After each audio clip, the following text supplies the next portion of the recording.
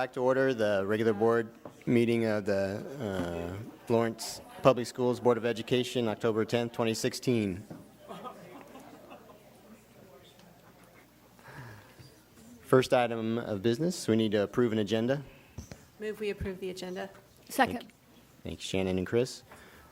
All in favor? Aye. Aye. All right. Next, we have a special recognition tonight for the first robotics team with Leslie Kathleen Hornberger, Free State High mathematics teacher.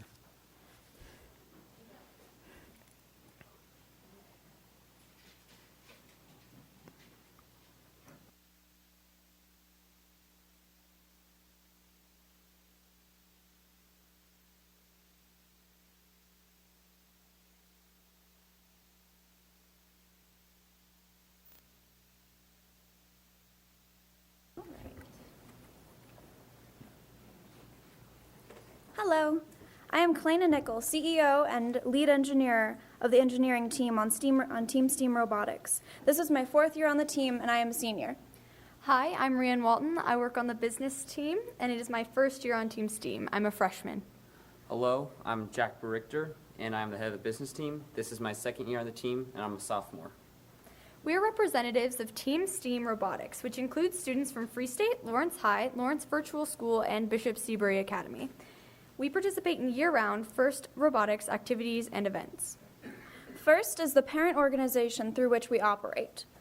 FIRST stands for Inspiration and Recognition of Science and Technology, and the organization aims to foster interest and love of STEM in young people throughout the world.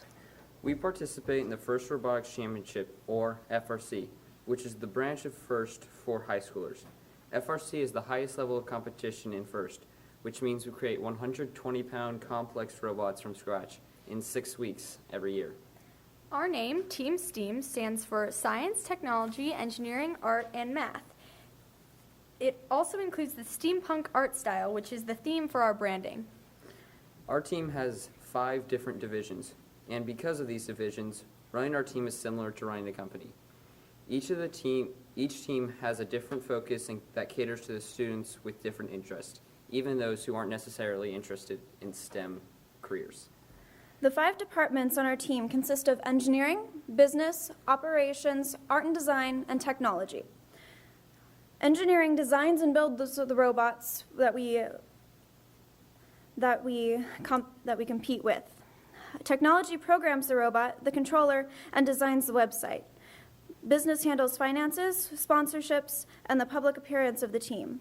Art and design makes the robot look cool and designs posters, shirts, and logos. Operations keeps everyone on task, accounted for, and safely operating. These divisions have a specific student officer allowing our team to be primarily student-run. Both teachers and mentors from STEM fields assist the students in their on-hand learning. FRC teams do not just include people interested in robots. They also have people interested in art and business. It's a place where, as a team, we don't just create ideas, we also test them. Plus, we don't just go to the competition once a year. We spend all year preparing for events like Cowtown, which is a more casual version of last year's competition. We also do community outreach to younger FIRST members like those of FIRST LEGO League. So why else is FIRST such a good program? Well, first of all, robots. Robots are always cool. It also makes $30 million from 200 different providers available in scholarships to its members. And we learn not only about engineering, but also about teamwork, time management, communication, and conflict resolution. We also learn FIRST-specific values, such as gracious professionalism, which is being professional and still kind and helpful to your competitors. For example, we only have 6 weeks to build our robot every year, so often teams don't finish building. Because of these values, teams at competition are always ready to help out other teams. Members also learn how to write proposals and speak in front of people like we're doing right now. Additionally, FIRST students are 90% more likely to go to college and 88% more interested in doing well in school. Kids from our team have gone to colleges like K-State, UC Berkeley, and Purdue University. We also promote women in STEM and encourage girls to become a part of our team.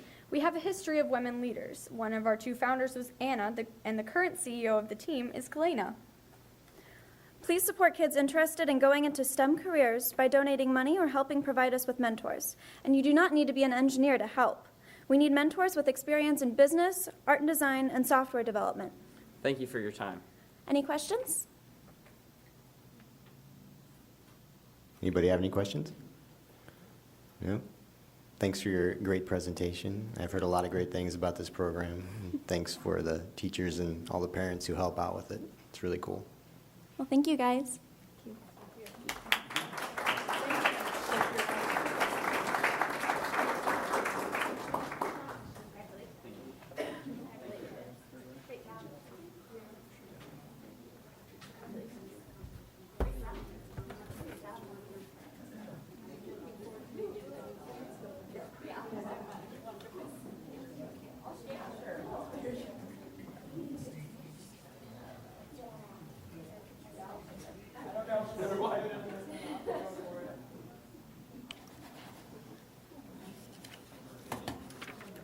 Okay, now we have one audience member who would like to address the board. Kristen Abbey.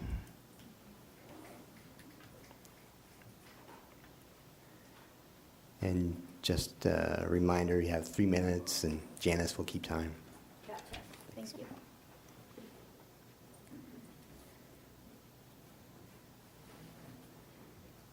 Okay, cool, thank you. Hi, everyone. I am a public educator in this district, and I had a few things that I'd like to address. Some things that I'm a para, special education para, so some things that I've wanted to be a little more transparent and accessible are demographics, race specifically, of behavior, like IEPs in regards to behavior, as well as academic, more transparency or accessibility, like I said, of that information for parents, for staff, for all of those things. I'd like to know how to access that. I think another concern is regarding IEPs, especially of Black students specifically, actually. The quality of education that they receive, I want to make sure that that's equitable, especially with IEPs can lead to more segregation of education accessibility. Also, I know that the district conducts equity audits. I was curious about if those could be conducted specifically regarding culturally responsive teaching. So seeing more parent input in curriculum, more student-centered curriculum, general classroom aesthetic, and climate, representation in curriculum, inclusive curriculum. And I know that there was just recently like a summit, so I'm looking forward to that information that's presented. But also representation as far as teachers of color. So just again for inclusivity for students of color. And another point that I wanted to make was about more inclusive sex education, starting at least at the middle school level. I don't know if Vanessa, I don't know if you could help here, but seeing more trans-inclusive curriculum, as well as trans meaning gender non-conforming, so not necessarily male, female, but also non-binary identities, and also more consent-based curriculum, as far as if it's not going to be focused on abstinence, then I think it should address consent as well. I think I am under the 3-minute mark. So thank you for your time. Thank you.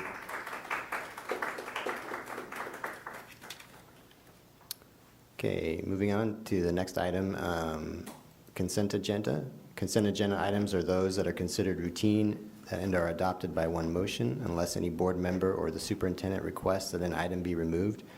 The item or items removed are voted on separately. And do you have a... I have some. quite a number of retirements to recognize this evening. Want to give our sincere appreciation for their years of service and devotion to this community and its schools to the following educators and staff members. A total of this list of 673 years of service in education. Michelle Bergman for 20 years, Deborah Roatwright for 15 years, Janet Breithaupt for 23 years, Carol Carnahan, 25 years, Janet Conchola, 27 years, Colleen Creed, 41 years, Joel Frederick, 25 years, Margaret Gray, 32 years, Lucinda Gress, 25 years, Tanya Harrison, 23 years, Craig Hershiser, 24 years, Nancy Hopkins, 44 years, Lorna Larson, 25 years, Dwight Lesson, 14 years, Mary Moyer, 31 years, Lori McKinney, 8 years, Bridget Murphy, 30 years, Deborah Norwood, 30 years, Mary Parkinson, 25 years, Mark Rickabaugh, 20 years, Jane Rock, 20 years, Will Severson, 20 years, Janet Stollard, 29 years, Cindy Trarbach, 19 years, Tammy Valencia, 19 years, Beth Wiesar, 23 years, Martha Wenzel, 25 years, and Larry Wolf, 11 years. Much appreciation for your many years of service and devotion. Thanks. And do I have a motion? I'll move approval of the consent agenda. Second. Thank you. Janice? Yes. Yes. Yes. Yes. Yes. Yes.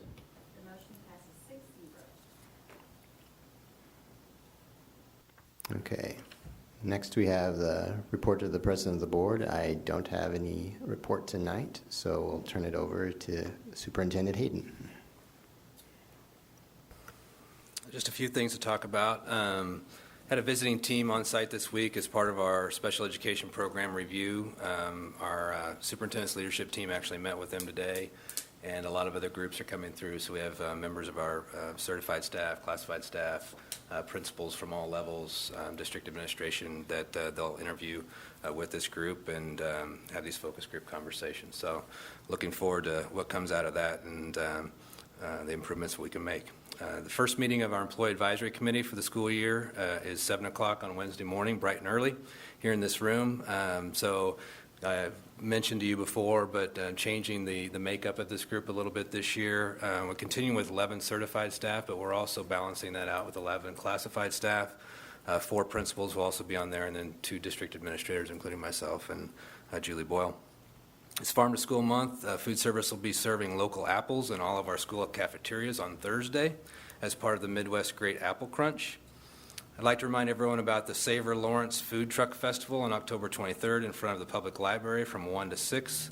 This is a benefit for the Lawrence Schools Foundation and supports our Farm to School program and school gardens. We're looking for businessmen and women to participate in the Middle School Career Exploration Fair November 10th and 11th at the College and Career Center. This is kind of a new thing that was organized. Anyone who would like to share information about their career path with a small group of middle schoolers may sign up through the United Way's Roger Hill Volunteer Center at volunteerdouglascounty.org. Some recognitions we have. Congratulations to Free State High School Orchestra Director Judy Erpelding. She's been named the Outstanding Young Orchestra Educator of the Year by the Northeast District of the Kansas Music Educators Association. We also have 2 Free State JAG students who recently qualified for the Jobs for America's Graduates National Student Leadership Academy in November in Washington, D.C.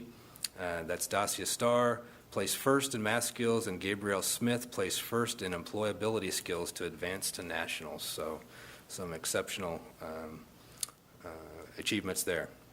A few educational items to talk about here. Last week, Jessica and Shannon and I attended a KSB, KSDE, USA regional summit, and there was a few things I wanted to share with you. I know Shannon was going to talk about some items also, but I actually wanted to pull up a few documents just so everybody could see some of those things. And I left some handouts there for you guys too. The first one that I wanted to show you, and you may have seen this before already, but Commissioner Randy Watson talked about the Kansans Can vision, And some of the talking points around that, there's a PowerPoint out there that he shows, and he kind of refines it depending on the audience. But in that, it talks a lot about, you know, where the State Board of Education sees us going. I think it's a nice thing for the first time, I think, at least in my educational career, that I see some alignment with what we're doing locally and what the State Board of Education is all about and says they're all about. And so I think that that's a really complementary thing that's going on. And so these talking points are things that, you know, I think we can feel comfortable embracing. And it's nice when, you know, I'm out and about and talking with people and can share some of this information and it makes sense to them.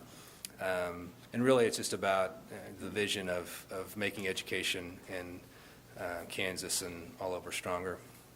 This turns sideways on you. So some of the 5 outcomes that we have there. In fact, I think I probably got a better view of it here. There you go.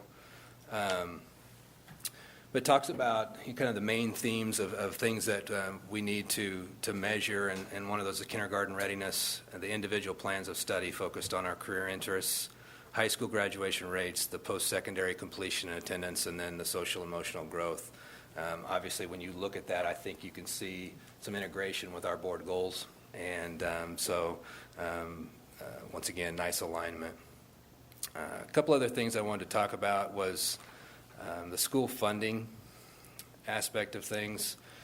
And there's a website out there through KSB that shares a lot of information about the initiative Put Students First, which is all about the school finance issues that are out there, and the legislature wanting to hear feedback from the public, from school districts, about what's important to them when it comes to school finance and the future of school finance.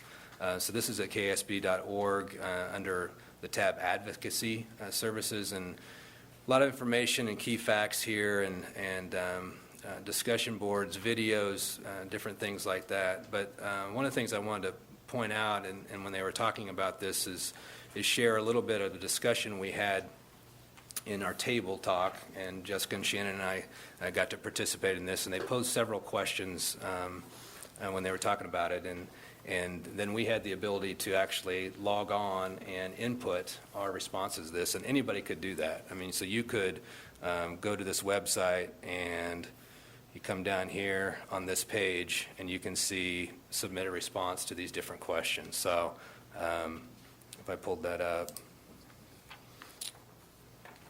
you can come in here and just put from what location you were at, and we were at Blue Valley, so we click through it, and then we come in and we can just plug in our answers. So there's different things that they posed as questions about what you're doing that aligns with the Kansans Can vision and outcomes, and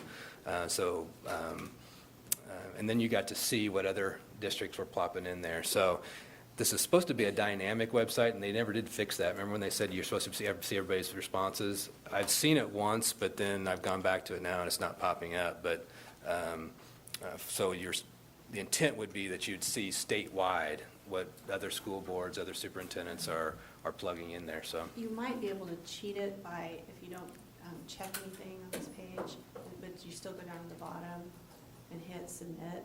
I think it takes you to that. Or no, maybe you do have to check a location. Oh, no, maybe not. What happens if you click see previous responses? I was able to get it to pull, because I had the same problem. I was able to get it pull up after the meeting, but I think it was maybe by checking the location and then just not submitting a response, and it would bring up. So you can kind of see at each location what people prioritized. If you did it that way too. It's a little wonky. So All right. see previous link, then click on see previous responses. Is that what you- there you go. Awesome. So, yeah, so you can see some of the things that are coming in here into play. Once again, I'm not going to go through all of that, but a lot of good information that was shared, and obviously some commonalities about how we see things, but also unique perspectives that maybe we didn't realize before. So see, so some other things, I guess, that came out of that. When we talked about the Put Students First initiative, and let me see here where I'm at.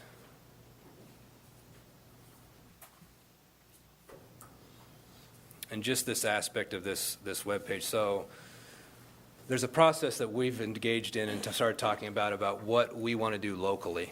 And Shannon and I have just briefly talked about it, but also Kathy Johnson and myself and Anna Stubblefield have talked about the processes we would want to go through here. So our Finance Advisory Council meets next week, and this is something that we want to put in front of them.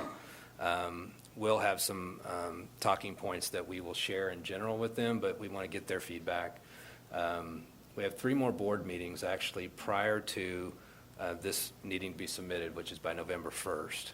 And so, no, November 30th. So we have our next board meeting along with the 2 November meetings. We have the Finance Advisory Council in October, but we have another one in November. So we have ample time there to get feedback from Finance Advisory Council, get some things in front of you and get feedback from you also. We also talked about Educate Lawrence and the role that they may play in this, because there's other groups out there that may want to submit responses. They might, we could share our information and talking points with them, and then they could use that or not to submit what their thoughts are. So there's some of the things we're thinking about. I'll be working with Julie also to share information with our public and make sure that even our buildings and maybe our building site councils are aware of this opportunity they have to give feedback on school finance. So that's all I got. Thanks, Kyle. Board commentary. Shannon, do you want to go ahead and share yours? I do. So one of the other sessions at that summit last Tuesday had to do with the KASB legislative agenda for this upcoming session, and I mentioned it after a previous meeting that I attended that they are drastically redrafting their legislative agenda to take out a lot of things that have been in there for years and years and years and are no longer relevant, to reorganize it so that it's more impactful, and they've reevaluated a number of positions that they've taken over the years and are looking at whether they want to continue those positions or perhaps modify them. At the meeting last Tuesday, they asked those who are still there, because this is the last session of the day, so some people had gone home already, but those of us that were left, for feedback on 3 particular policies that the legislative committee is still grappling with how to deal with. And so I'm just going to highlight those, and then I will give this to Janice so she can share it with everyone. And if you want to provide feedback to the legislative committee through me, I can do that. Their next meeting is November 5th, so if anybody wants to provide input, get it to Janice and I'll forward it on to the KSB staff. The 3 before November 5th. Probably ideally by the 1st of November, so that I can get it to them in time for them to share it at their next meeting. The 3 issues that they brought up that they asked us for feedback about, it was interesting. One of them was teacher due process. KSB has had a long-standing position that they thought it should be left up to local boards. That's in fact what ended up in statute, but it was very controversial in the way that it was done, the fact that it was done, the fact that KSB had taken this position, when it happened. And so they've been looking at that and asked the group to give them some feedback on whether their position going forward should be to say that they support the current state law now that leaves it up to a local decision, whether you provide any due process in your negotiated agreement with teachers, or whether they should take a neutral position and not advocate one way or the other for changes in the statute going forward. So that's one I think they're still grappling with, and if you have thoughts to share. The second one, and this has been in the news nationally recently because of there was a national survey or study that was done talking about which states allowed this, corporal punishment. KSB's longstanding position that predates just about everybody that's there, I think, was that they supported current state law in Kansas, which allows districts to use corporal punishment. They're considering changing that to being neutral and not having a position on that issue. I questioned, my feedback was, well, why wouldn't you go the other way and oppose having that be an option? But there's some tension, I think, amongst districts about the issue of local control on that issue. So that was really the tenor of the discussion that was had. The third one was elections. They've been moved to November. KSB's position is that they should be spring elections, nonpartisan, in odd-numbered years. They're looking at, should they continue to advocate moving elections back to April? Should they be neutral on that question and advocate changing the date of the organizational meeting for boards? Should they be neutral together this year and wait and see how this all plays out with the transition and a potentially new legislature? I think they're just looking for some feedback on which way to go with that. So I'll give this to Janice. If you have input, I'd be glad to share. Shannon, do you know who our legislative committee member that represents our region is? If you don't, that's fine. Not off the top of my head, Okay. But I can find out and I'll let you know. I think I do know who it is. I can't That's fine. bring it to mind. Thanks, Shannon. Anybody else have anything to share? Chris? I just had one quick comment.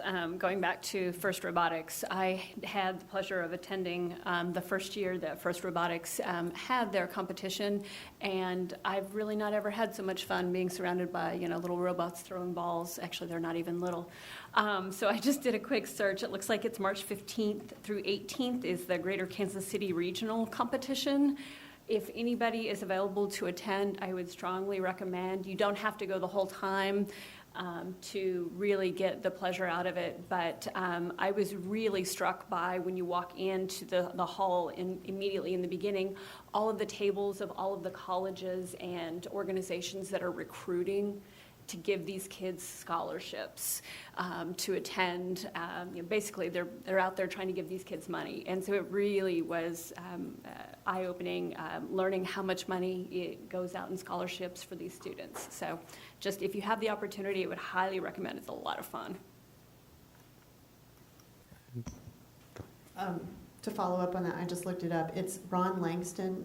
He's Jefferson County North, USD 339, would be the Region 1 representative on that committee. Anybody have anything else? Thanks, Shannon. Okay. Let's move on to our first report for the night. District Equity Focus Part 1 with Anna Stubblefield, Assistant Superintendent, Educational Support, and Danica Moore, Teacher on Special Assignment for Equity. Good evening. We're going to pull up our presentation. I'm Anna Stubblefield, and I'm Danica Moore. I'm the equity facilitator.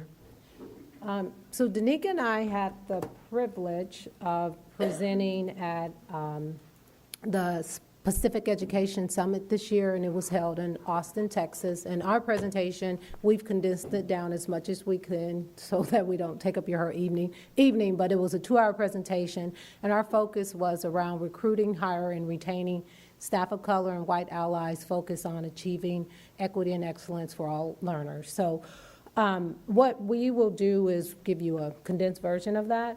And it starts out with a little history of when we started our partnership with Pacific Education, and it is actually, we have a video from Bruce Passman. So, because as you look back at our history, we've been doing things all along that lend itself well to the PEG work that we're working with.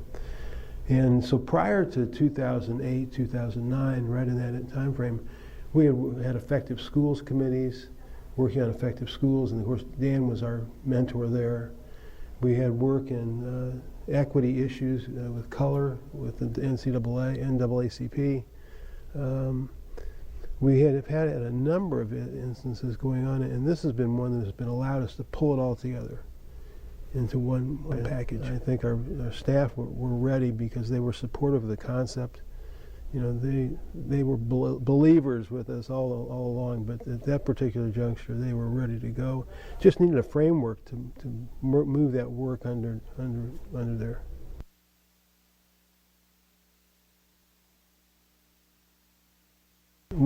as a part of our research in terms of looking at options to help us move forward, we got connected with the PEG group, Pacific Education Group, and we went to their conference, their national conference. It was their first national conference we attended in 2008. And we got really turned on at that conference. There wasn't a person there who didn't have a dry eye, didn't have any question about the fact that this was the direction we needed to go as a school district. And so it helped us to do that. It helped us as adults to close our gap so we could do a better job with kids.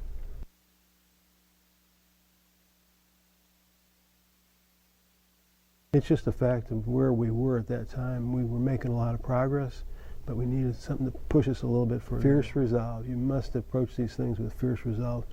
People think that when you're talking about big changes, you're talking about a few people doing a few good things and hoping that it carries on. To really do well, to really hit that big resolve that you want to in terms of making change, you've got to work from the bottom up and top down. I think that's so important. People don't realize how important it is to have your main performers be with you in terms of making progress in this. Anyway.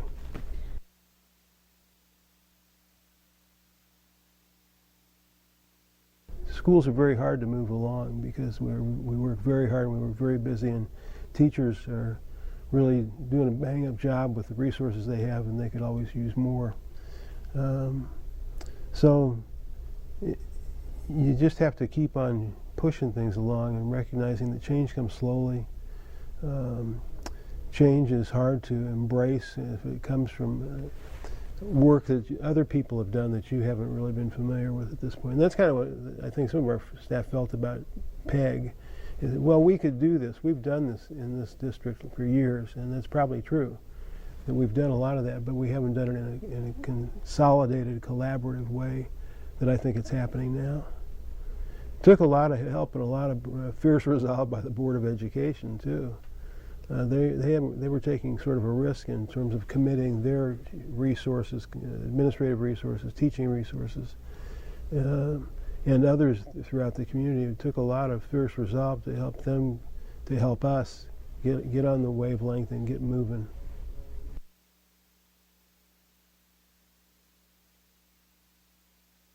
Oh yeah, the common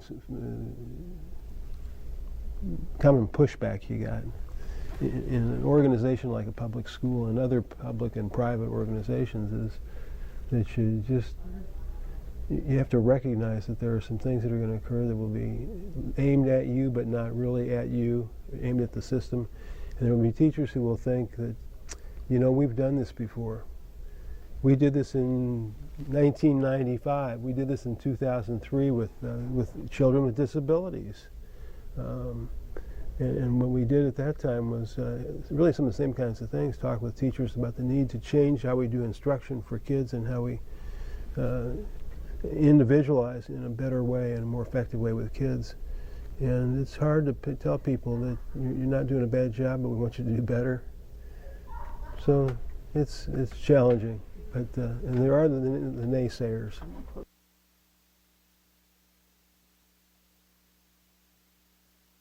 I'm blown away by it. It tells you how powerful it is in terms of people in the district and their familiarity with what the expectations are, and doing a better job now of establishing the expectations for kids of all colors, races, poverty, that this is about all kids learning, and that learning is for all, whatever it takes.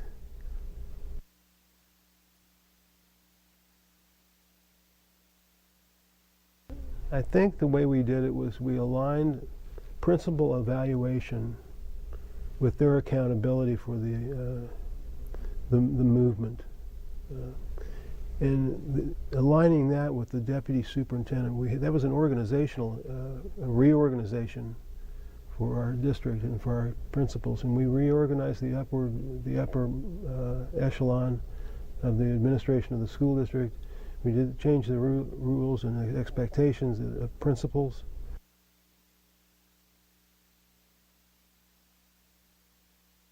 What I'm trying to get at is the alignment between fierce resolve learning for all, whatever it takes, working with kids with disabilities and helping them to be more effective. And with the central office through the deputy superintendent's office, we set those expectations and we measured our ability to have made those in progress. And that, I think, is really important. We had to have the right kind of principals in the right time, in the right place, doing the right things. And I think the district ought to be proud of itself for having made so much movement upward.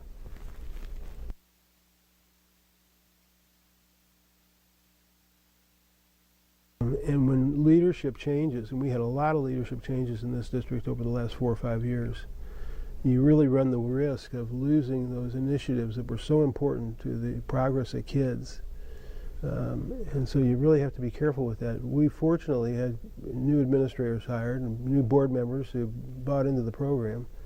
And we must have been heading in the right direction because it's still in place, it's still moving forward. And we're still seeing great things happen as a community. Because it's really for all kids, it's for all families, it's for all community members. It's how do we all get better at what we're doing so kids can get improving.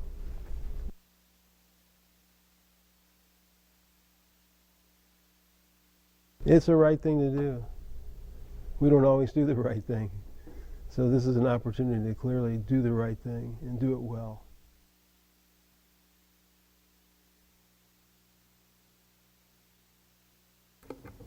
Sorry. So Bruce provided a quick summary of the journey probably over the last 10 years. And I recognize that when Bruce actually recruited and hired me to be the principal at Central 9 or 10 years ago, I lose count. But I recognize that he's right. There's been a lot of leadership change. There's been a changeover in the board. And so we used an opportunity to get his firsthand account of how we started this partnership. So we wanted to also, if I can, I'll show you a quick overview of the district's equity journey. This is located on our website, and it shows where we started and where we are. I'm not going to spend a lot of time on that tonight because Danica and I's presentation specifically focuses on recruiting, but that is a resource there. And then at the next board meeting, I think they'll spend more time on that. But I just wanted to point that out, that our entire journey is documented on our website. And as Bruce pointed out, we have started and we have made progress, but we recognize we still have lots of room to grow and improve. So a couple of years ago, this video was made when the board the goal was initiated around the goal of recruiting staff. And this just kind of highlights where we recruit. It looks at our district demographics, and it highlights our goal around recruiting staff of color and white allies to be reflective of our student population. It gives an overview of where we are.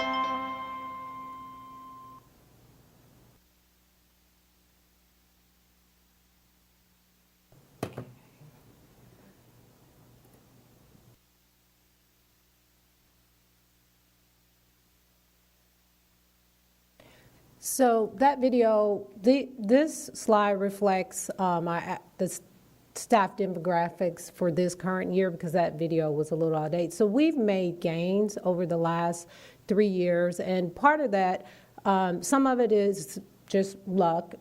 People apply in Lawrence, and a lot of it is very strategic. So when I became the HR director 5 years ago, we expanded where we recruited. We added some historically black colleges. We also added some universities just that have a more diverse student population. We added UMKC, started going to Wichita State more often.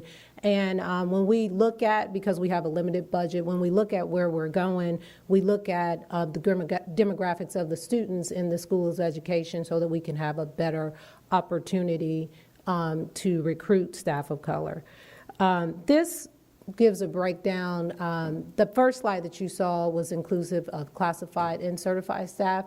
This slide shows you the breakdown by classified versus certified staff and administrative staff.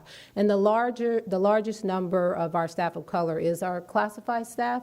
And we, in efforts to utilize that staff, to get more staff of color in our certified side, we have, and you'll hear from one of our former classified staff members who's a staff of color, we have talked to several of them about becoming teachers or how to become teachers. So that's one of the strategic things that we've done.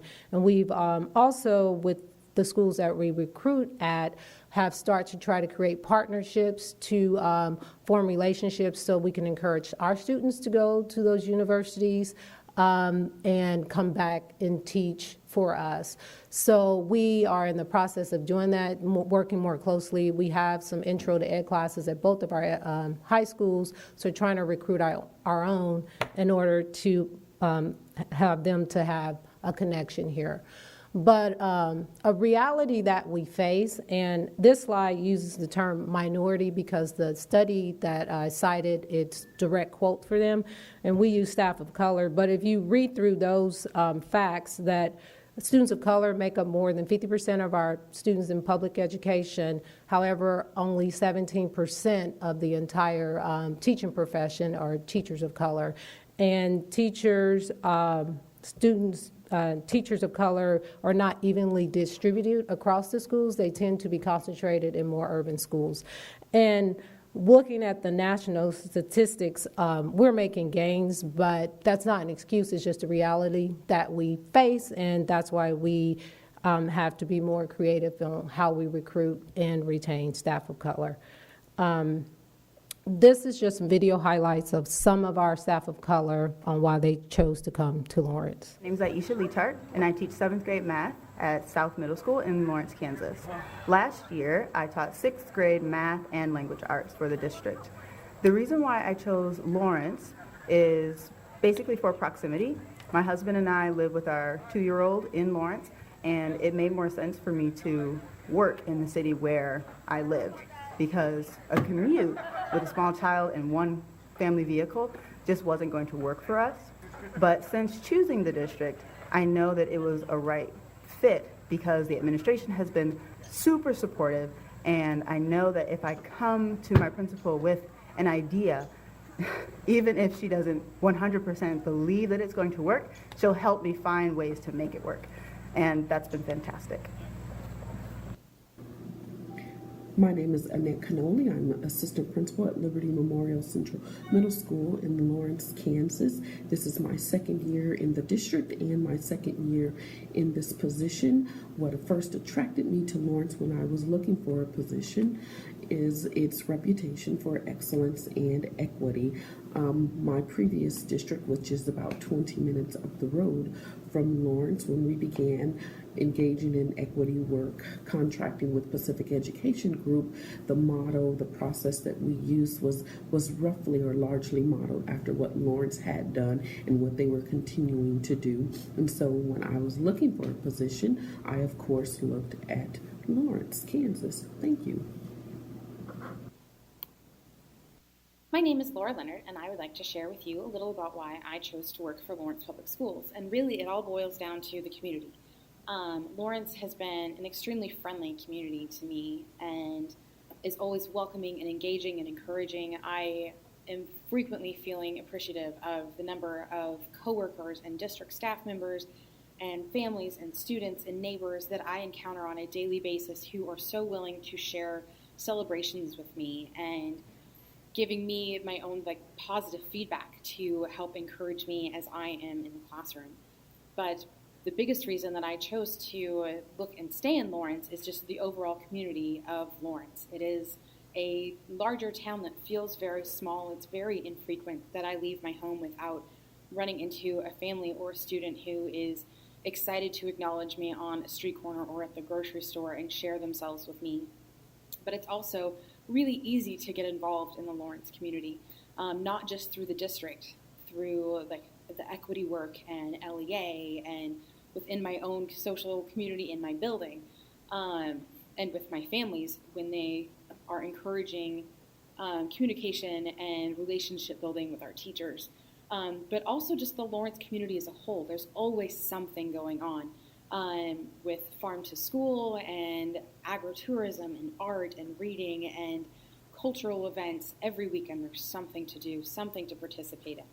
And it has been an absolutely incredible experience for myself, and one reason that I really wanted to stay within Lawrence. The other big part about that community feeling is that Lawrence Public Schools and the Lawrence community focuses so much on neighborhood schools.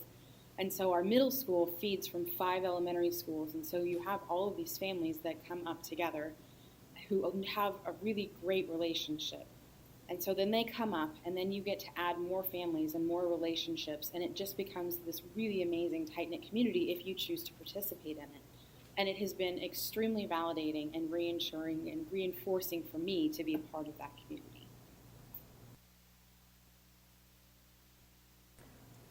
So those 3 videos highlight some of what I share. Aisha, we just got lucky. She wanted to live in Lawrence and wanted to move in Lawrence. We interviewed her and selected her. Annette was more a networking and strategic. She heard about the work that we were doing around equity. She was at another district and she chose to come here.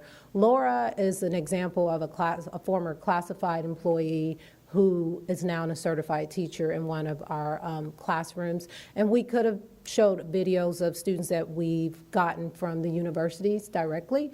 And so those are like the 4 ways that we commonly recruit our staff of color and our staff in general. One of the things that I've learned as I've been out recruiting, I've just started to ask, especially when we go to the historically black colleges and the places that are where people don't necessarily know about Lawrence. And 3 things that have been common that has come up from what would it take for you to relocate and teach in Lawrence, Kansas.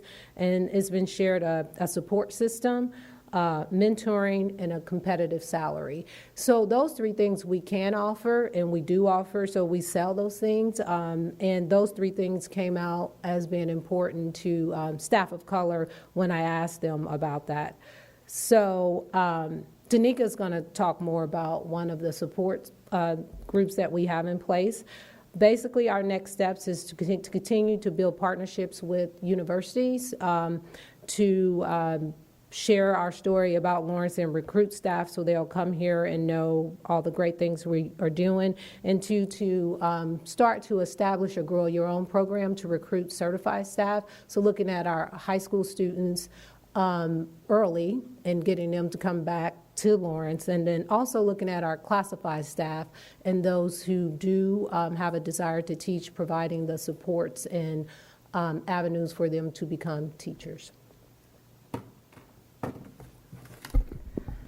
So I've been in this role for 4 years. When I came into this position from the classroom, I was told that there are over 90 black staff of color in Lawrence, and I could only count to 10, and I was one of the 10 between 2 buildings I've taught in this district. So when I came to the district, the Pacific Educational Framework map, the district was on phase 3, but I noticed that there was a 2B that was staff of color that I'd not heard mentioned. When I accepted this position, that was my first question I posed at the time, and I was told that if I wanted to see that acting, that I could go ahead and look into bringing it to Lawrence. So in order to do that, I made some phone calls to other districts. With my PEG affiliate license in the process, I'd made a lot of connections across between St. Paul, Minnesota, Chicago, Portland, Oregon. So I started calling districts to see what it looked like. And most districts only had support for administrators of color that did not expand to the teaching staff. And so for me, it was almost a selfish intention because I felt like I needed that support, especially moving from the classroom to the district level, but also the fact that there were 90 people that looked like me that I'd never seen in 6 years in this district. So having those multiple perspectives from other states helped to create the group. And so the first year in this position, from May 2014 to August of 2014, the staff of color within itself increased to 10.4% within that group. And so after a discussion with the district equity leadership team around my vision for what I thought this group could bring, and also talking to staff in our district about what they felt about it, how they felt it would support them, there was a lot of excitement to launch this. And so to do the official launch, I spoke with Luis Versailles from Pacific Educational Group, who's one of their partnering coordinators. And so from that, he actually came out to meet with our staff of color, kind of share the vision of the group, help them get excited about getting to celebrate who they were in our district. That first meeting brought in about 75 staff across all different roles and positions. So it was great to see that occurring. So that's the background of how the staff of color group support started for our staff and just the benefits that come with it. One of the great things about the group, the first year, it was a more advertised thing in the Daily Post. But there is also a misperception that group is a social group. That group is actually meeting and doing lots of learning and building for themselves as far as what happens in their buildings and processing. But one thing that group has decided to do is that they went from just having all in-district function to 2 functions a year that welcome them to bring their families. We start the year with a kickoff where we pass out flyers to new staff that are in induction, but we've also allowed them to bring their families, their children, and their spouses. And one of the most powerful things that I've noticed over the years, especially in the last 2 years of having that at the kickoff, is that we not only bring out staff of color that we've hired, but also a chance for spouses to mix and mingle. So husbands who are new to this area from other urban cities connecting to play basketball, young children getting to see kids that look like them. So the power of what it means to truly support not just the staff member, but the family we send them home to every night and helping them connect new to the Lawrence community is one of the bigger pieces this group offers that is not well discussed across the district as far as what that group is doing. So they do want to set it straight that they are not a social group. They are here doing work and getting their perspectives heard. These are video testimonials across all the different levels of why this group is important to members who are a part of it. I think it's very important to have a group that you can identify with that can provide different perspectives, because we're not all coming from the same background, even though we have similarities in the sense of being minority.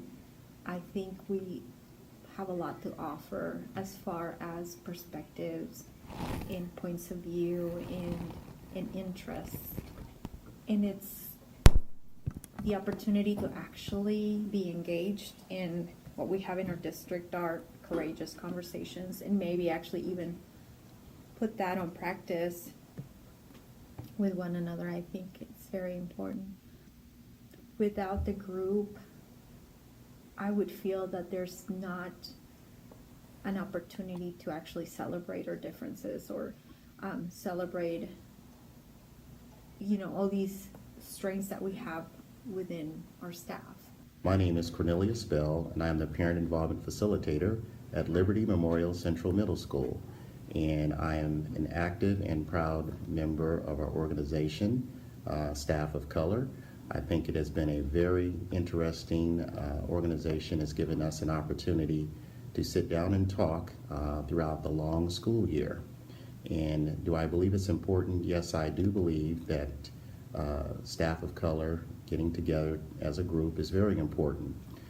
During my 12 years employed with the Lawrence Public Schools, this is actually the first time that I've had an opportunity to sit down with fellow staff of color and just discuss the school year, go over all aspects of our school year, our students, our parents, and the community as a whole. Hamadowika Nananietsa Jennifer Atokney. Hello, my name is Jennifer Atokney, and I am the coordinator for Native American Student Services in Lawrence Public Schools. I manage the 2 federal grants that serve Native American students, Title VII and Johnson O'Malley.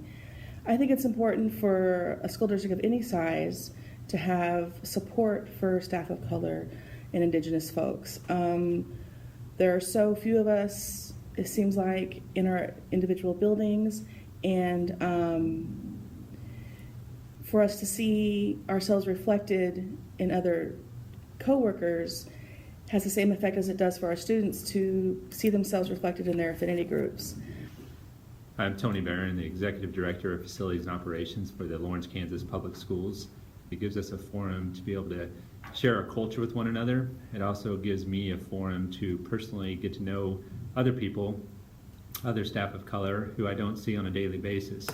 I personally am based at the central office here in Lawrence, and so in my ability to see other people in the buildings is very limited. So these avenues and these groups really give me a great opportunity to sit down and share some experiences, just to get to know one another, and just also to be able to be exposed to the other cultures that we have in our district. It is important to me that my school district has a staff of color support group because it makes me feel that my employers value my background and culture, which makes me want to be a better employer.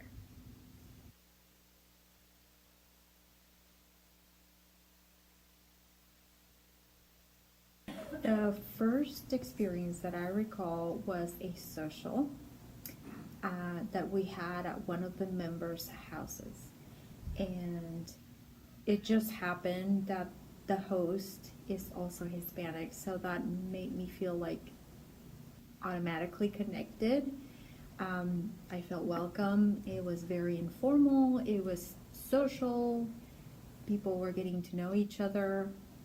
And I really appreciated that it was very laid back and flexible, and there were many people that I recognized, and I realized that they were members of this group. And it was not until I went to the meeting, or this gathering, not a meeting, that I realized that they were actually actively involved.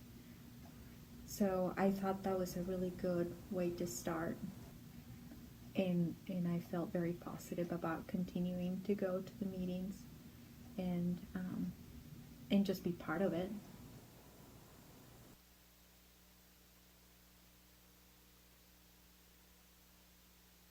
When I attend staff of color meetings and events, and I'm able to interact with the other staff of color colleagues and folks around the district, I benefit from not only just seeing the other Indigenous people, but seeing the other groups and the different colors of people, is that we're able to just relax a little bit and not have to be on guard and have that kind of white wall up that sometimes we have to negotiate or navigate daily to say things that don't offend or cushion things for others. It's a relief to be able to have a shorthanded conversation, not have to explain your jokes, to not have to negotiate every piece of what you're thinking. I appreciate that space. I appreciate being able to do that in a safe area, in a safe space. Yeah, I appreciate it. How I see that happening is, as a administrator at the main office here in Lawrence, how it has benefited me is I have the opportunity to personally be a mentor to others. I try to do my best to get out, particularly with our Latino groups, as I am a Mexican American, so I am involved in a little bit in the Hispanic clubs that we have here. So my goal is to get out to others and just to keep pushing them, to keep making sure they know that they have opportunities in front of them, not to let any type of system, not to let any type of mentality slow them down on what they're capable of doing, to always try to reach the next level. I hope that I can be a great example to that. I hope that I can share my story. One disadvantage that I have primarily could possibly be that the fact that from a physical standpoint, I don't identify very well as a dark-complected Hispanic male. Sometimes people don't see me that way, so it's kind of exciting for me to sit down and share my story with people. I haven't done it very often. I look for moments. I think opportunities are very important to me. So when I do get an opportunity to share, I like to take full advantage of it and just share my personal story with others. When I'm given a space where I can be true to myself and be around other Mexican Americans, I feel that I have that energy to be a better teacher, a better colleague, of all races.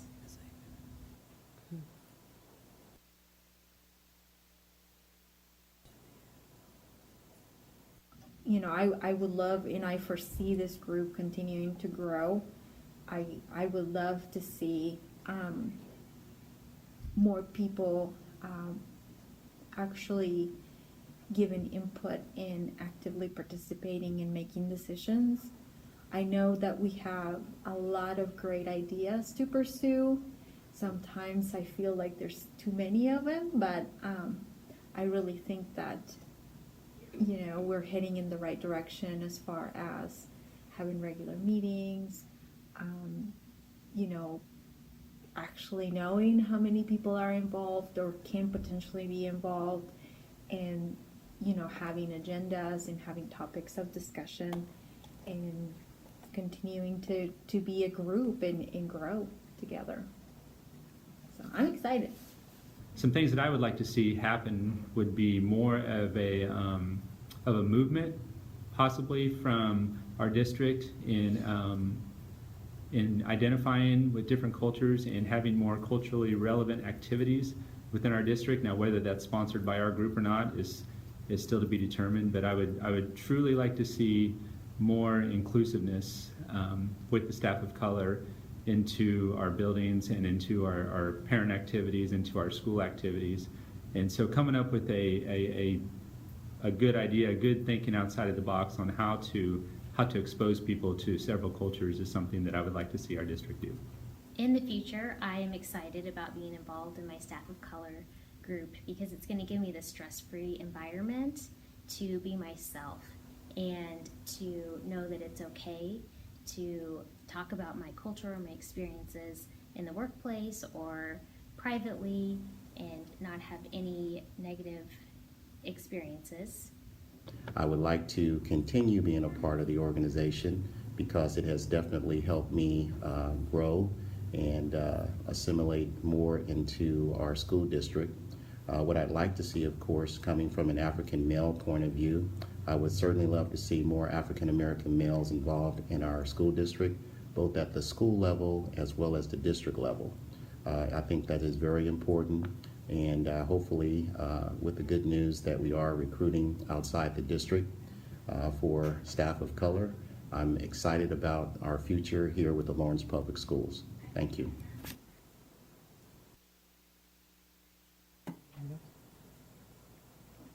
So those videos show a huge span of the people that participate, so all the way from district leadership, building admin, classified staff, certified staff. And so they talk a lot about what's on the horizon for them. One thing that group has made a strong advocacy for themselves in is development in the protocol. When we talk about microaggressions in the workplace for the students, it's important to note that this group of staff experiences those same things within their faculty. So we talk about if the climate is not going to be set up in specific buildings for them, that how are they going to be facilitators of protocol to make their buildings aware of that and getting their voice heard. So one of the goals that they wrote 2 years ago is that they wanted extended development in the protocol, that I try to structure those activities for them so they can grow. Many, especially on the classified staff, knowing that they're more classified than certified, don't have the same opportunities as certified staff to participate in the equity work in the building level, whether it's a faculty meeting that happens outside the due day from their hours when they're clocking out, or in the morning time. So they are a voice that is missing in some of those spaces.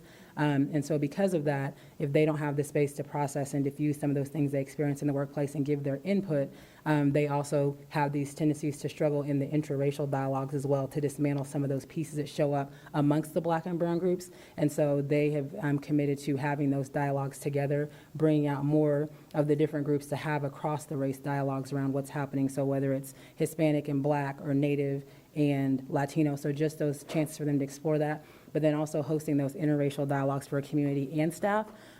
Most of the equity teams in district tend to have 1 or 2 staff of color on them, typically from a certified role, if that, and we have many teams that operate with no voice of color. And so for them, they believe that it's important for building administrators to consider focusing on those missing perspectives on their teams as they're making decisions, because they are a group that's not widely represented on the equity teams currently, whether it's due to their role being classified or they're just not present on the team, or some will openly admit they don't have that skill to hear the conversation in a way that is, I wouldn't say offensive, but a way that they can't navigate because they're still working on what it means for themselves to be of color in that setting and be the one when we talk about tokenism. So these are some of the things that are on the horizon for them, as well as the advocacy of administrator support for them when they interview.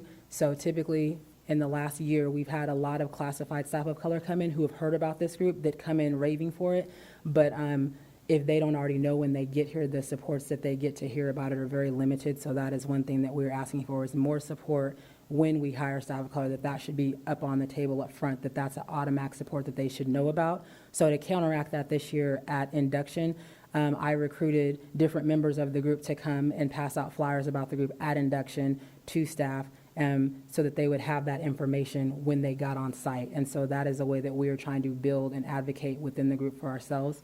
But we would like to see that pushed from every single building when new staff come in, making sure that administrators are telling them about that support in their buildings.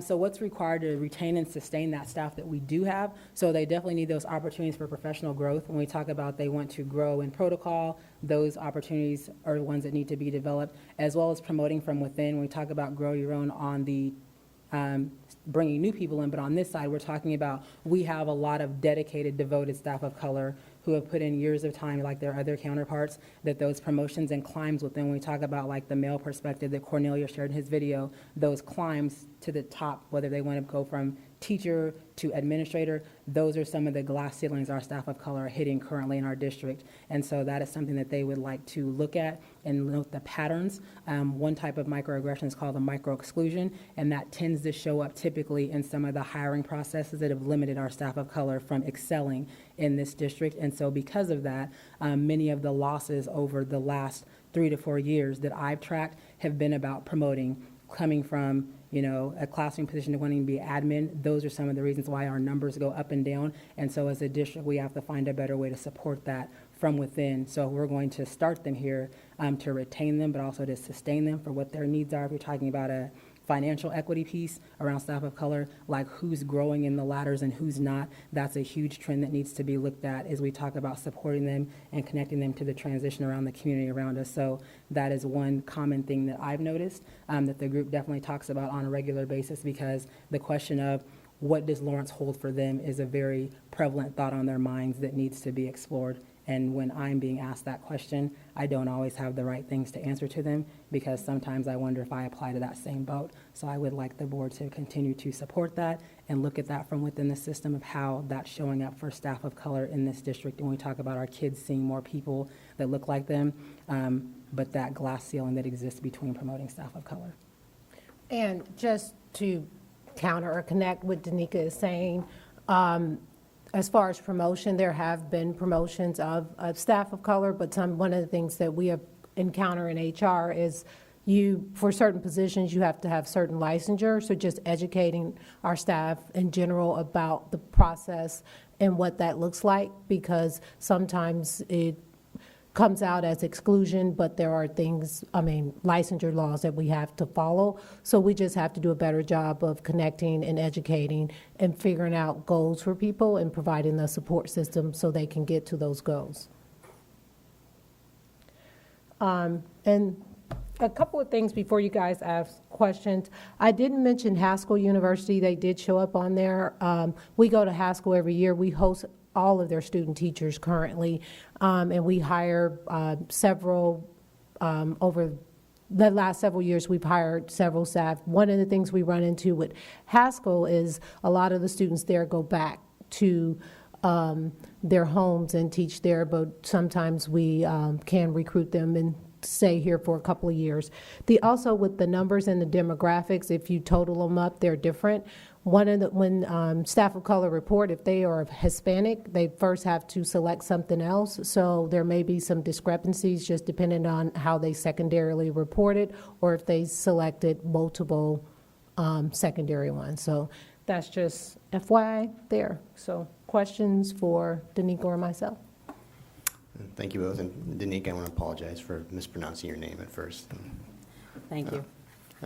Anybody have any questions? Okay, thank you both. Thank you. And we have two audience members who would like to make some comments related to this topic. The first is Linda Kuchek. Thank you.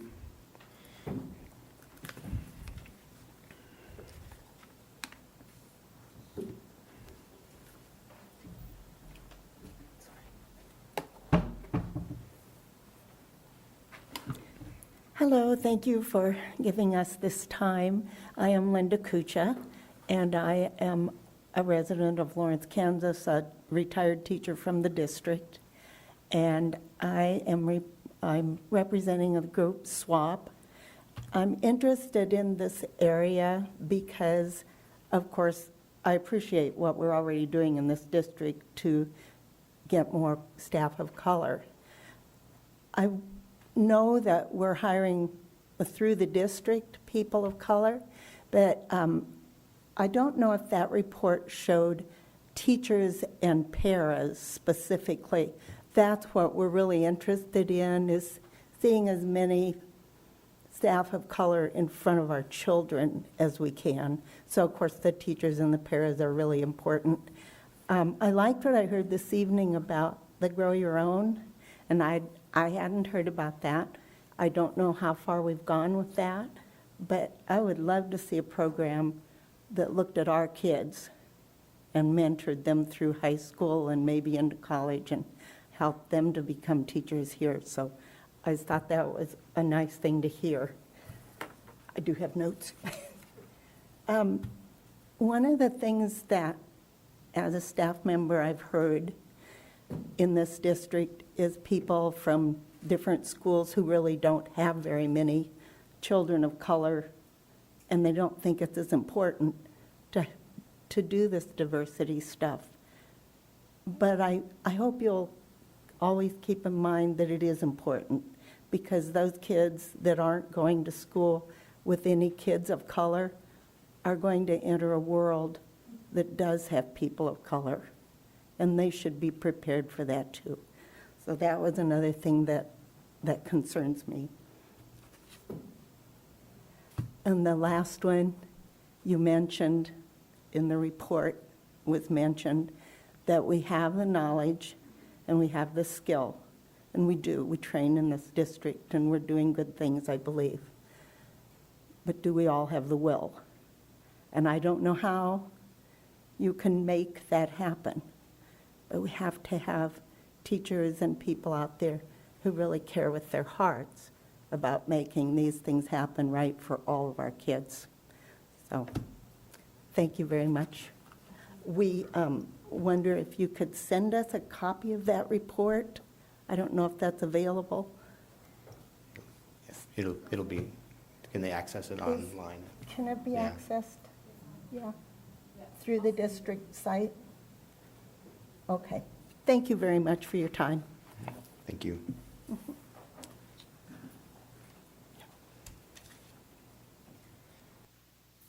And next person is Steve Smaziniak. Please correct me. That's a lot better than most people get. It's Smazniak. And my time's going, so I'm sorry about that. But representation matters. If you take nothing else out of what I'm about to say, representation matters. And in The Independent, I found an article that states U.S. school children prefer teachers of color regardless of their own race. A new study by New York University education researchers has found. So Hua Yu Sebastian Chern said he believes that teachers of color speak with a greater depth of personal understanding of certain issues, such as race and gender, which can make them more effective in the classroom, whatever the subject. So this isn't just to resolve the achievement gap, which is obviously an issue in Lawrence, Kansas. All right, there's other things too. And that was a great presentation by Danica Moore and Dr. Anna Stubblefield. They're telling you what they want. So it's up to you guys to listen, and I'm here to tell you why it's important. The school district and Board of Education are directly responsible to create a culture that not only recruits teachers of color, but actively works to sustain a culture that facilitates a desire to stay in Lawrence. You can't tell me with KU up on the hill and these other local colleges that we don't have qualified teachers of color. They exist. There is some reason in our school system right now why they're not here. Danica has pointed out some excellent reasons on why they would not want to be here. Why wouldn't they want to penetrate this white wall? I mean, look amongst yourselves. You might see diversity, but I see a bunch of white folks. So you might say, why is this important? Let's rewind a brief history lesson from somebody who didn't grow up here. I came here 5 years ago, 48 years ago. Do you remember what happened in the high school? Do you remember why that happened? Do you remember why people died here? Because there were not teachers of color here. So this is important. And how you proceed from here is important. Not because I'm a white dude, right? It's important that we support our folks, right? It's important that we create this for all of our students, not just for people of color, but for us too. For our children to grow up and not have to go through what happened 48 years ago, because it's going to happen. Racial tensions are higher than they've ever been. So you go up to KU, and that it's very hostile, what's going on right now. Just listen to the students there. Something's going to happen. And what we have to do is right now, okay? Wake up. Let's go. I'm not here to tell you how to do your job, just that it's important that you do it. Thank you. Thank you.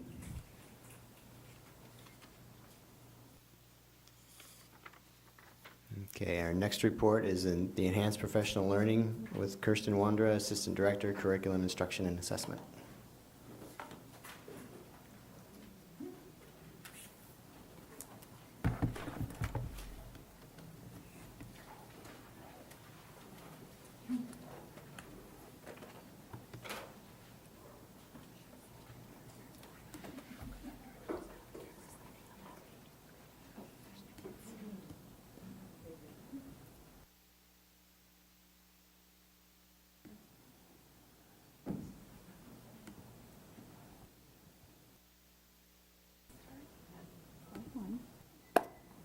There. All right. Kirsten Wandra, Assistant Director of Curriculum Instruction and Assessment, and I have a wonderful bevy of support staff here, teachers and coaches that you'll get to hear from. Hopefully my part will be rather brief as I kind of give you an idea of where we have been with professional learning. I had the opportunity to present to you back in February, talking about how we had kind of semi-imploded our current model and started kind of relooking at making learning be the constant and kind of the structure around it be some of the variables. So as you see with the connection to the board goals, we are continuing to look at that cycle of improvement for our professional learning. We really wanted to give teachers the ownership of the pace and the place and the path of their learning. And while we found overwhelming support for the choice that we had kind of embedded in our model last year, we really needed to find that sweet spot of ownership for our collective growth toward our board goals and our district and building outcomes. So I need to stop having to click back and forth. So we decided to delineate some focus areas. So we wanted to create that opportunity of choice within the idea that we needed to focus on our district initiatives and kind of get them in a cohesive package. So we focused on the 4 areas below, but we did that through the idea of our comprehensive integrated 3-tiered systems of support, our CI3T work. We didn't specifically call any of them out because it's embedded in the holistic approach of what we do for students in an ongoing fashion. And it really allowed for teachers to personalize their professional learning kind of in a blended format. So we created learning maps. We really felt like the teachers needed some clarity and structure for how we were going to have them help access the focus areas. Choice was kind of natural for them, and selecting things that felt most important to them was the easy part, but we kind of needed to provide them a frame within our district and board goals. So we created the maps on the 4 focus areas. Those are actually 4 sheets of paper. On August the 12th, these were rolled out. They had opportunities to visit with their building principals and their school groups, and they had an opportunity to complete the initial understanding column. So you'll see articulated outcomes in there regarding kind of curriculum and instructional processes, and we really wanted to kind of get at the application of those solid outcomes for students. So teachers had an opportunity to give their initial understanding. We took that feedback and we're going to kind of look at it over the course of the year, both in aggregate, and then we're going to kind of pull some individual anonymous ones. They're actually all anonymous, but as an opportunity to see growth over time for individual educators to see, are we really doing what needs to be done to kind of move us forward? So we have already kind of made some augmentations for our upcoming elementary and middle school PD day. Some of the conversation for our teachers was that this is a little bit new and felt a little bit uncomfortable and wanted some support on how best to use these, both on those big district PD days, but in looking at kind of their Wednesday collaborations and their individual self-study, how could they use these to really guide themselves as they grow as educators. Also on the 12th, it gave them an opportunity, after they did their initial rating, they had an opportunity to reflect and kind of look at the holistic schedule and say, okay, from this, looking at where my initial ratings were, where am I going to spend the most energy today in looking for the sessions that are going to best meet my needs? So, because that wasn't enough, we also needed to do a better job of our new teacher induction. We had feedback from our prior year that it just really kind of still was a one-size-fits-most, and it didn't fit most, or it fit most but not enough. And we really felt like everybody, all the unique positions that we have coming in each year for the 100 teachers and staff that we end up employing in a year, they have about every job description that you can have in our district. So we felt like we really needed to augment that model. So we brought the group of curriculum facilitators, 5 of which out of the 6 were brand new, and the group of learning coaches, 5 of which were new out of 14. And in late summer, we all sat together and created an entire course in Blackboard. So these ladies will talk a little bit more about that. It was quite an undertaking, but really our feedback was overwhelmingly positive. We do have some challenges in the area of making sure that for each staff member, they have a specific learning path that they can go through, especially with some of the student services singletons. It was a little bit more challenging to kind of meet their needs, so we're ramping our efforts up for that for the upcoming school year. In addition, we found that some of our feedback we didn't have enough depth of opportunity for our staff who were not brand new to teaching, so we're going to look in augmenting some of those experiences for them for the upcoming induction. So I'll let you read some of the feedback.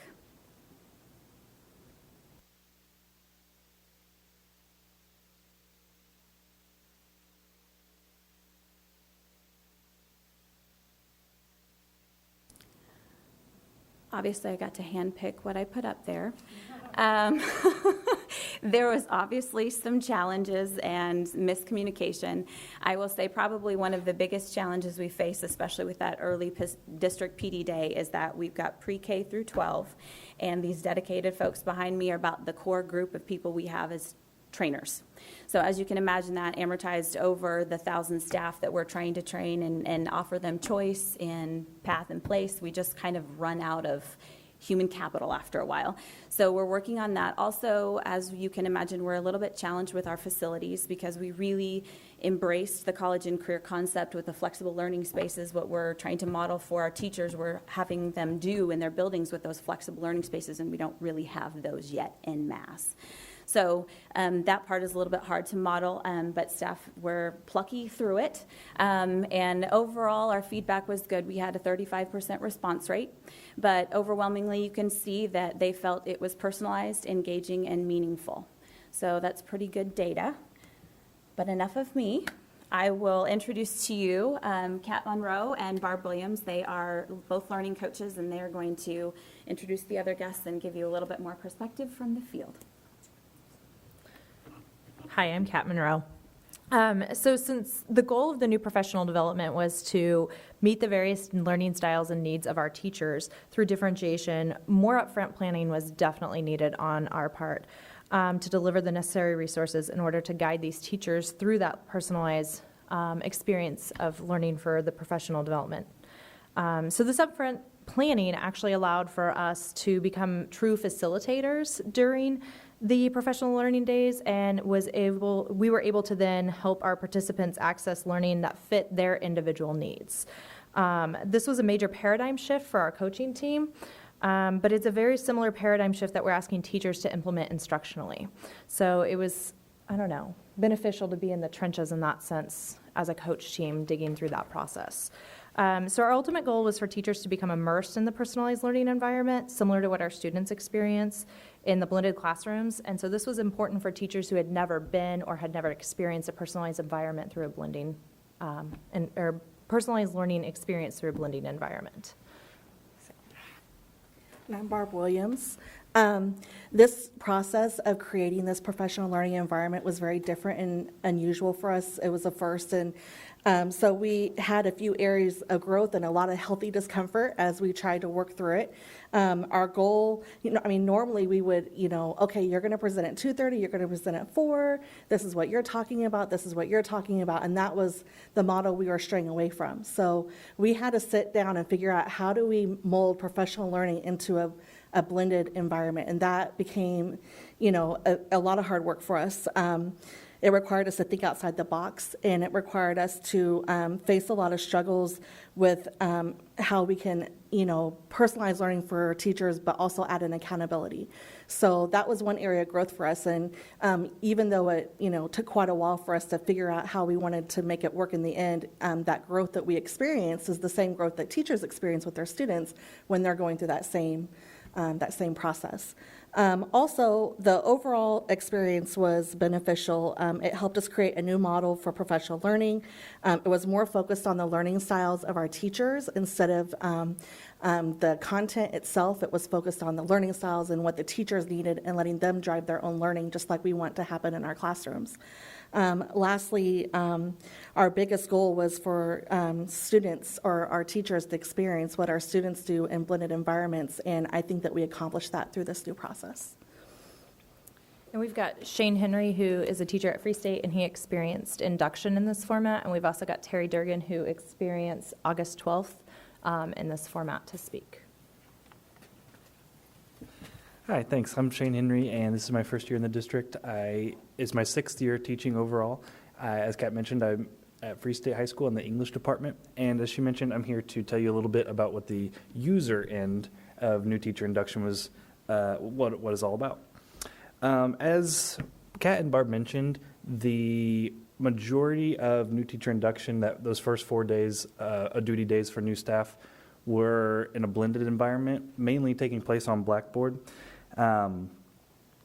And one thing I didn't really realize this at the time, but looking back, one thing that I really appreciated was that the areas that were loaded up for us on Blackboard, the websites to explore, the tasks to complete, the information we were given to take in, were all based on the 4 domains of the Danielson model, which, as you guys know, is how teachers are evaluated. So now that I'm in the middle of my evaluation process, I really appreciate that everything that we were introduced to at new teacher induction was gearing me toward being ready to not only be evaluated, but also to be gearing my instruction toward district initiatives. One thing that was awesome about new teacher induction was how personalized it was. I was in the group that's not new to the profession. Like I said, this is my 6th year overall. And so one thing that was great for me was that I was able to look at all the different tasks, all the different links, all the different websites, all the different information, and I could review things that I was already comfortable with, having had previous experience, and then dive deeper into things that are more centric to 497 specifically. And that helped me get through some general stuff in order to dive deeper into things that was most pertinent to me. And on the other hand, I also observed brand new teachers who are fresh out of college who did have the chance to go over maybe some of those more basic items, and also had the chance to receive more scaffolding from the learning coaches. And that's something we're working with our students on daily. So I thought that was really neat.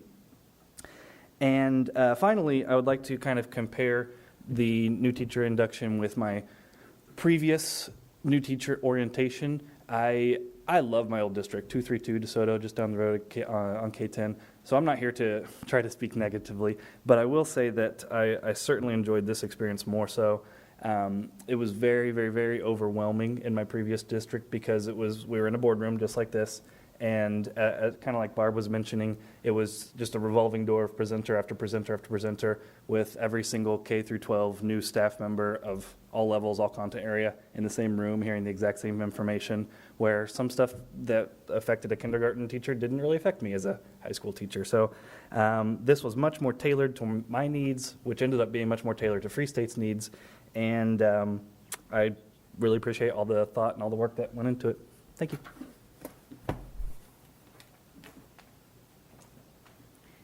Hi, I'm Terry Durgan, and I'm presently teaching kindergarten at Quail Run. I'm a blended teacher.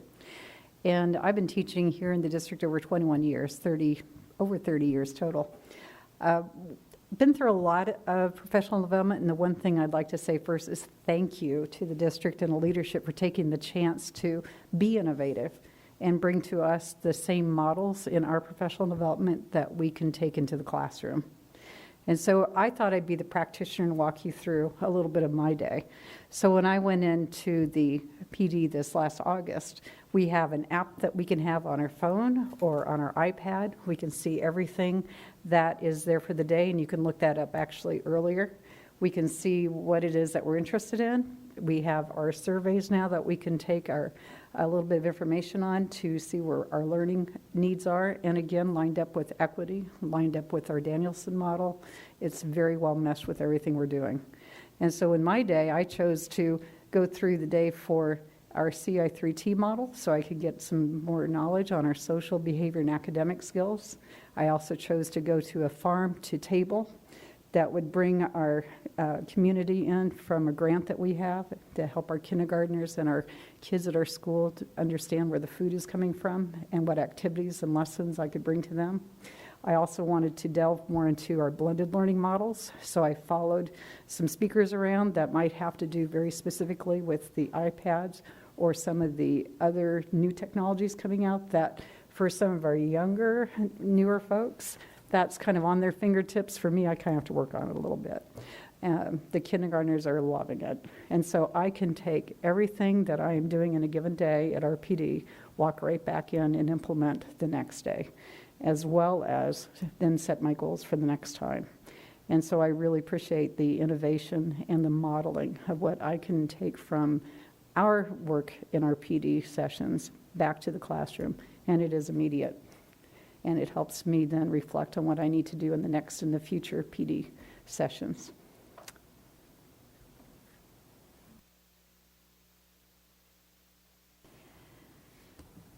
All right, so in summary, you're cordially invited, like we do each time.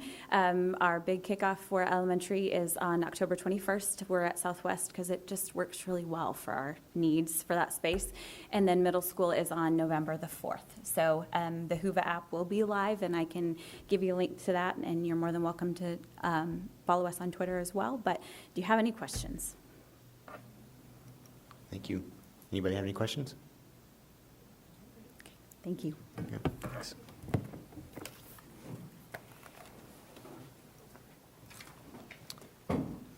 Okay, moving on to reports and approvals. First is selection of delegate and alternate to 2016 KSB Annual Conference with Kyle Hayden.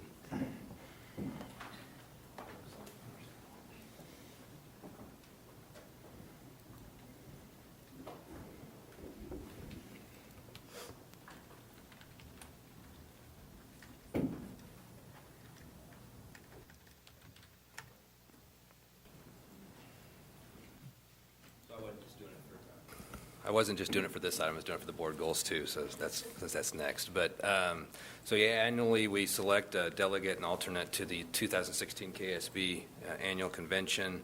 So the board discusses that, and of course, we always look for volunteers, and I think Shannon may be one of those, but. I am planning to attend the convention, so I'm happy to be the delegate. If somebody else wants to do it, I did it last year, so. share that. Go ahead. I think Jessica is attending as well. I did email her to see if she was interested in being the alternate or the primary one, but I did not hear back from her yet. But she's not here, so that's just automatic. Well, I'm happy to be the delegate, and then if she wants to be the alternate. Okay. I'm happy to serve as the alternate if Jessica's not available, but if she's planning to attend, I will be happy to not serve as alternate as well, so. Okay. So that's probably good, yeah. I think that's good. Come on, Jill. Gauging whether, I didn't know if anybody else on the board was planning to attend. Okay. So can we make the motion with a tentative, or do we need to wait till Jessica says yea or nay? I bet we can appoint Jessica, and then if it doesn't work out, we We can just- make the we can change, yeah. change, yeah. So I'll move that Shannon Kimball be selected as delegate to the 2016 KSB Annual Convention with Jessica Beeson as alternate. Second?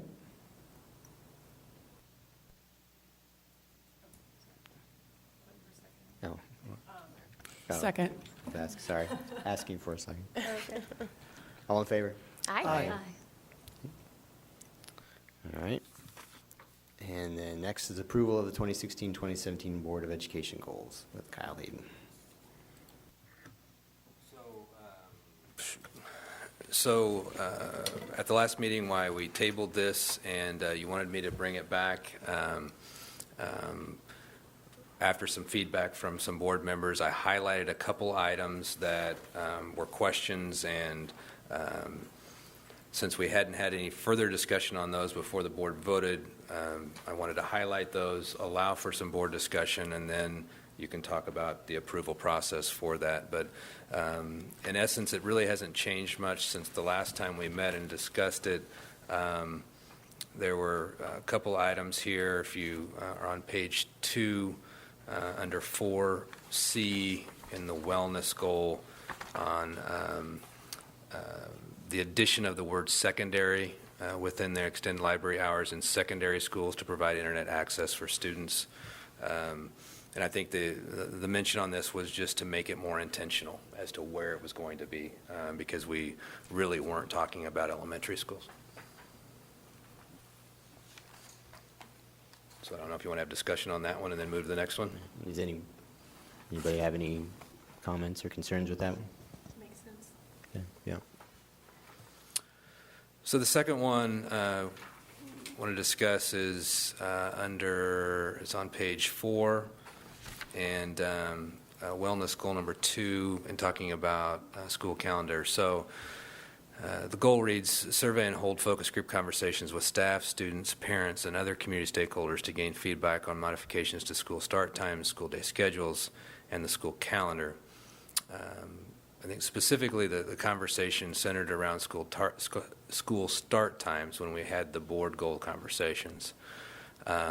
School day schedules is also mentioned up above. You can see it there under goal number 6, just above on Explore, extended options. So it aligns with that. And so administration and talking about it, and also with board officers, the discussion came up of when we start talking about school start times, why school day becomes an extension of that. It just becomes kind of a natural conversation because it's another piece of it. And then also, so then outside of the board goal setting session, the school calendar was also another topic because it had been behind the scenes but not overtly at our board goal setting session. So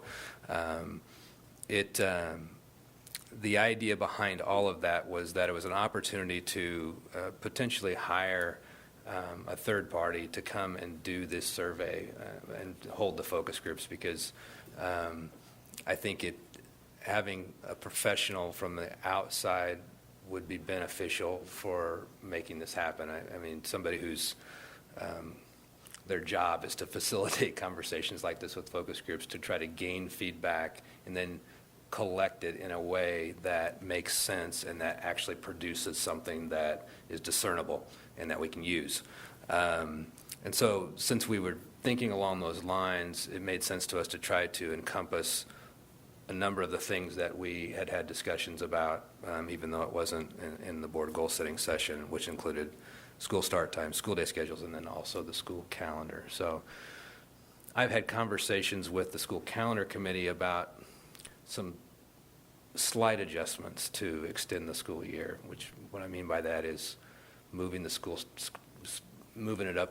day up a week, moving the end time back a week, allowing for more breaks during the middle of the year or extended breaks for staff or for families. So that's minor tweaks. This may be more encompassing than that when we talk about school calendar, but it's wide open. So in any case, Rick in particular asked that we look at removing the school calendar piece to not, I'm going to use your word, muddy the waters a little bit. So I'm going to allow for that discussion to happen as to what you want to see in that goal before you vote. So if I could respond, I think the question for me wasn't removing it so much as I didn't know where it came from. And so I don't have a problem with that as long as these things are kind of clearly delineated. I do have a question about school day schedules, and I don't object to this. But what's the question that we want to get information about for that? So one of the things we're challenged with a little bit right now is particularly at the high school level, we have our first through seventh period day is our normal regular school day, and then we're offering a 0 period, and we're delving into the idea of an 8th period. But it looks much different at each of our high schools, and it looks much different because you may have student interest that's different, that's driving the schedule. So in particular, at Free State High School, there's a lot more 0 period offerings. A lot more students are involved with that, staff are involved with that. So what ends up happening is you almost create an equity issue, equity access issue. The hard thing about that is the efficiency of using your staff almost causes you or forces the hand of the principal on how they create the schedule, because if there's no student interest for the 0 hour, if there's no staff interest to teach it, offering classes and using your staff there doesn't make a lot of sense. So what we're trying to do is, I think through this conversation, is figure out how we can manage that, how we can be more creative with that, how, is to make it, to provide equitable access for our students. And whether that happens in a 0 period or an 8th period, or we shift the school day, however that happens, I think that's what we'd like to see in that conversation, what would come out of that, and to get people thinking differently around that topic. So, I think I'm okay with leaving school calendar in there in light of this conversation, I think I would like to. as long as we clarify. Right. Between, As well, especially if we're going to take a step to spend money to have someone help us facilitate, I think we should take full advantage of that opportunity to explore all 3 issues thoroughly.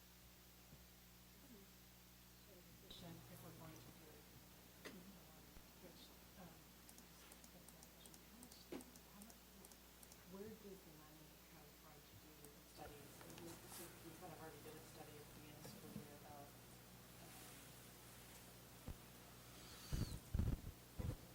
teaching. the climate survey. Yeah. So is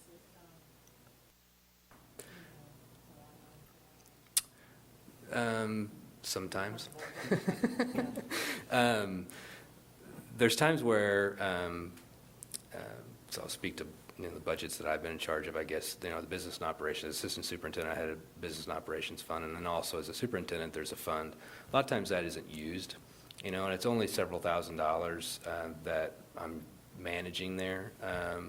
But you have an opportunity to steal from those type of funds that may be sitting there idle otherwise, or you just have to make decisions on what you want to spend it on. The survey, and usually that covers it.